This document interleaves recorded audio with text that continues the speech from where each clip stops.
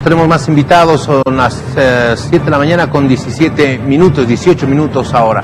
Estamos con don Jorge Silva, viceministro de Defensa del Consumidor, parte del Poder Ejecutivo. Gracias por estar con nosotros, mi querido Jorge, le agradezco muchísimo para conocer algunas de las repercusiones e impresiones que desde el gobierno se tienen de lo que está ocurriendo. Estas aprehensiones, primero, ahora transformadas en detenciones. Yanine Áñez, 4 meses tendrá que estar en la cárcel de Obrajes. Algo que es muy recurrente para la oposición. Esto se trata de persecución política, mientras en las filas del MAS se habla de justicia. Y hay varios elementos que, por supuesto, seguramente los vamos a tener que describir en los próximos minutos. Adelante, lo escuchamos. Buenos días, Jorge. Un saludo a toda la audiencia de Cadena A. Tú lo dijiste, Jorge, este tipo de hechos que se dan va de la mano de unos que van a estar a favor y otros que van a estar en contra. Lamentablemente son las circunstancias que han llevado a este momento a aquellas personas que han estado involucradas en supuestos hechos delictivos que se hubieran cometido en noviembre del 2019. Sin embargo, Jorge, una vez que se constituye un gobierno legítimo, un gobierno constitucional, asume responsabilidades y obligaciones ante el país. Y dentro de estas obligaciones, lógicamente, está la de atender la demanda de justicia que plantean las víctimas, los familiares de las jornadas de octubre, noviembre del 2019 y parte del 2020. Eso lógicamente nos va a acarrear críticas de algún sector y aplausos del otro sector. No deberíamos estar en ninguno de los dos escenarios. Lo que nosotros tenemos que hacer como gobierno, desde el Ministerio de Justicia fundamentalmente, Jorge, promover el debido proceso en favor de las personas que hoy están siendo denunciadas por estos hechos que se han suscitado antes del 11 de noviembre. Las mismas que han sido denunciadas por la ex asambleísta, la señora Patti, y que en el marco de esa denuncia se han llevado adelante estas detenciones y estas audiencias que hemos estado haciendo seguimiento los últimos días, las últimas horas. Estamos frente a ese hecho, a ese momento, Jorge, y esperemos de que la culminación de esta investigación termine con la justicia que la tendrán que dar los que administran justamente justicia en base a las pruebas, en base a los hechos, en base a la objetividad de la investigación, y que se sancione a los que se tiene que sancionar y que se impongan las penas que se tengan que imponer en el marco, reitero, de un debido proceso. Nosotros, muy bien. Por lo menos... Querido Jorge, si me permites, por favor, a ver, varias puntualizaciones para que podamos avanzar, porque de verdad que hay muchas consultas para que podamos ir avanzando. Este proceso que impulsa Lidia Patti Mullizaca, exdiputada del MAS, no es el mismo proceso que se está investigando en el Ministerio Público, que se está investigando en la justicia, por las muertes y por los heridos y por los hechos de Sacaba y Sencata. Creo que ahí hay que hacer una división muy clara, no es el mismo proceso. ¿Cómo se ha purgado internamente en el movimiento al socialismo a ver este tiempo, todo lo que ha ocurrido? El 24 de noviembre del 2019 existe la ley 1226, que era precisamente la ley de régimen excepcional y transitorio para la realización de elecciones generales, que fue aprobada en la Asamblea, que fue aprobada con la mayoría del movimiento al socialismo, que tenía más de los 2/3 en la anterior legislatura, y fue promulgada por Yanine Áñez. Y además existe una sentencia constitucional que reconoce la constitucionalidad de la transición para que Yanine Áñez pudiera asumir como presidenta transitoria del país. Estos hechos, ¿cómo se los ha discutido y cómo se los ha evaluado internamente en el MAS? Tú lo dijiste, Jorge, hay dos momentos. Este problema, que es muy complejo, se lo tiene que dividir en dos momentos, un antes y un después. Un antes del golpe de Estado y un después del golpe de Estado. Y esta denuncia que le ha planteado la señora Patti está en el primer momento, cuando la señora Áñez, en calidad de senadora, asume la presidencia del Estado plurinacional, violando lo que establece la Constitución y el propio reglamento de la Cámara de Senadores, amparados en una resolución del Tribunal Constitucional que se refería a la aplicación de la Constitución de 1967 y nunca en aplicación a la nueva Constitución 2009, que te señalaba un procedimiento para la sucesión constitucional que lamentablemente no se dio antes del 11 de noviembre. En ese contexto es que esta denuncia, tú lo decías, se lo tiene que asumir y se lo tiene que leer.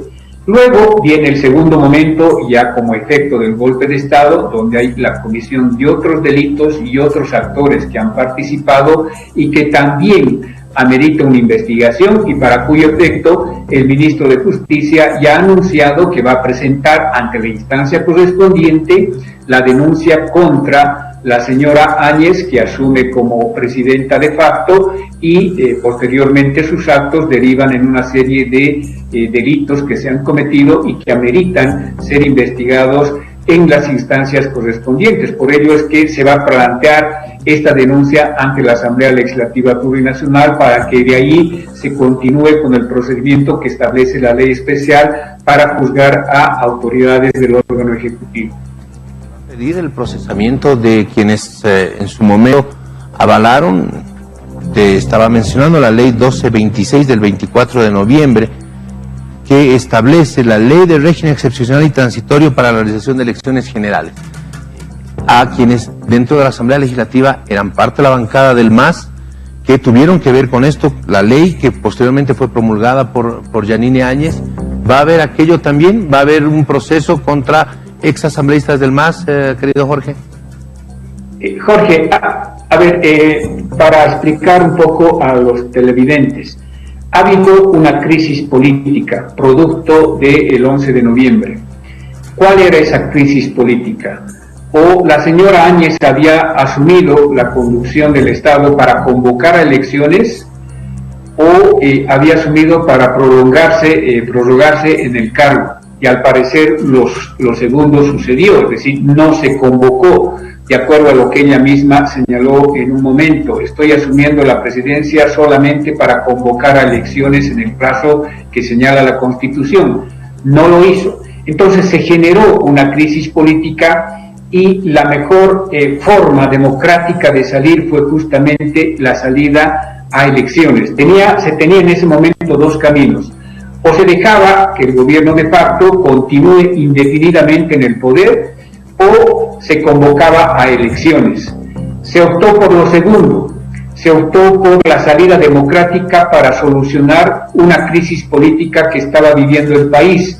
No podíamos seguir en ese momento donde los bolivianos nos enfrentábamos a puñetes, a palos, a piedras, a balas y nos estábamos matando. Teníamos que salir por una salida democrática, y esa salida democrática era que el pueblo elija a sus gobernantes. Por lo tanto, aquellos asambleístas que actuaron en ese escenario de una salida democrática seguramente serán valorados, pero aquellos asambleístas que en su accionar cometieron delitos en contra de la Constitución y de las leyes también tendrán que ser valorados y ser investigados y sancionados. Entonces, es un tema, te decía, bastante complejo, no es sencillo, es un tema estrictamente político que tiene varios transversales legales que se tienen que investigar para determinar si son solamente estas personas que han sido acusadas, existen otras, en qué grado de participación han actuado en ese momento, y bueno, esos temas se lo tendrá que ventilar Jorge en la justicia. Querido Jorge, ¿qué va a pasar con el Tribunal Constitucional? ¿Se va a pedir la investigación de quienes avalaron la constitucionalidad del gobierno transitorio? Seguramente las autoridades que están involucradas en la investigación de la denuncia que presenta la señora Patti, que te reitero es específica, antes del 11 de noviembre, y las denuncias que va a presentar el ministro de Justicia, que sí te abre un abanico para debatir estos temas sobre el rol que ha asumido en ese momento el órgano ejecutivo a través de Áñez y su gabinete, el rol que ha asumido el Ministerio Público por los delitos flagrantes que se han cometido y su accionar, el rol del Tribunal Constitucional con estas resoluciones que ha emitido. Es decir, ese es otro momento, otra instancia que la tiene que debatir y analizar, que es la Asamblea Legislativa, antes de autorizar o no el juicio de responsabilidades contra la señora Áñez. En este caso particular estamos frente a 13 delitos que ha denunciado la señora Patti, que entre ellos es sedición y terrorismo, por hechos concretos que se han cometido antes del 11 de noviembre, que ese es un tema que también tienen que investigar las autoridades del Ministerio Público, y nosotros, Jorge, como gobierno que hemos interpelado al gobierno de facto la violación de los derechos fundamentales, el no respeto al debido proceso, el armado de procesos o de pruebas, hoy tenemos que predicar con el ejemplo. Es decir, el Ministerio de Justicia tiene que garantizar el ejercicio de las garantías en el marco del debido proceso en favor de las personas que hoy están siendo denunciadas, procesadas, investigadas. No tenemos que repetir lo mismo que hizo el anterior gobierno. Permíteme, por favor. A ver, me voy a retrotraer a lo que ocurrió antes de las renuncias, entonces. Antes del 10 de noviembre, el 10 y el 11 de noviembre del 2019. El día de ayer el Ministerio Público, en su argumentación ante la jueza, que finalmente define las detenciones, hablaba de que existieron reuniones que presionaron para que Víctor Borda y para que Adriana Salvatierra renunciaran al cargo y se pudiera dar la sucesión hasta la segunda vicepresidencia. Será muy interesante conocer quiénes participaron y cuáles fueron esas presiones que recibió Adriana Salvatierra. Hoy día seguramente ella dará algunos detalles más, pero bueno, dentro del gobierno y dentro de la estructura del movimiento al socialismo, ¿ustedes saben de qué presiones se habla? ¿Cuáles eran esas presiones que mencionó el Ministerio Público para que esto derivara en varias renuncias que se dieron después de la renuncia de Morales? Sí, Jorge, seguramente van a tener que convocar a Salvatierra, a Borda, a Susana Riveros y a otros asambleístas que en ese momento fueron parte de estos acontecimientos, de este tipo de negociaciones, de reuniones que hubo para buscar salidas a la crisis que se había generado. Lo que nosotros conocemos es que pese a esos escenarios de acuerdo que hubo, de negociaciones que hubo entre diferentes actores, no se respetó el procedimiento constitucional para la sucesión que señala la Constitución. Es decir, la sucesión constitucional no se adecuó al procedimiento que establece la Constitución, que señala que en el caso de ausencia del presidente, en este caso la renuncia, se debe suceder el vicepresidente o la presidenta del Senado y en último caso el presidente de diputados.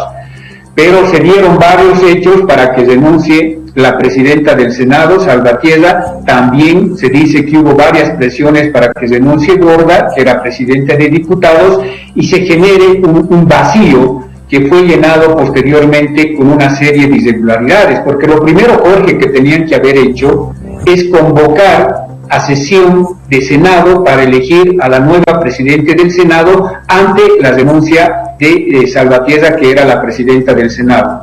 No hubo esa sesión, es decir, nunca se eligió a la señora Áñez como presidenta del Senado para habilitarse a la sucesión constitucional que establece la Constitución, sino que todos recordamos de que en una sesión había creo que unos cuantos parlamentarios, pero no el quórum, se instala la sesión sin quórum, se pone la banda presidencial y se declara presidente del Estado. Ese es un hecho que llama profundamente la atención y que hoy es denunciado y tiene que ser investigado. ¿Por qué se ha dado ese momento? ¿Por qué no se ha respetado la Constitución y el reglamento? Y bueno, quienes estaban detrás de esos móviles, quienes participaron, cómo se dio aquella situación, será parte de la investigación de estos 4 meses que han solicitado las autoridades correspondientes. Muy bien. Muchísimas gracias, Jorge. Mientras tú hablabas en esta última parte, veíamos precisamente las imágenes de lo que ocurrió en esos días, cuando se produjo la sucesión, cuando se convoca a la Asamblea Legislativa. Ahí está precisamente lo que mencionabas, que sí estaban los opositores, pero las bancas de adelante, que estaban vacías, eran las bancas del movimiento al socialismo, y ahí está precisamente en ese momento Yanine Áñez, que asumió la presidencia del Senado y la posterior presidencia del Estado. Esas imágenes que son parte del archivo de lo que ocurrió durante los días de la crisis social y la crisis política que vivió nuestro país el 2019. Querido Jorge, te agradezco muchísimo por haber participado con nosotros. Siempre es bueno tener el criterio también de gente que dentro del Poder Ejecutivo está haciendo el seguimiento de todo esto. Te agradezco muchísimo. Gracias a ti, Jorge, que Dios nos bendiga.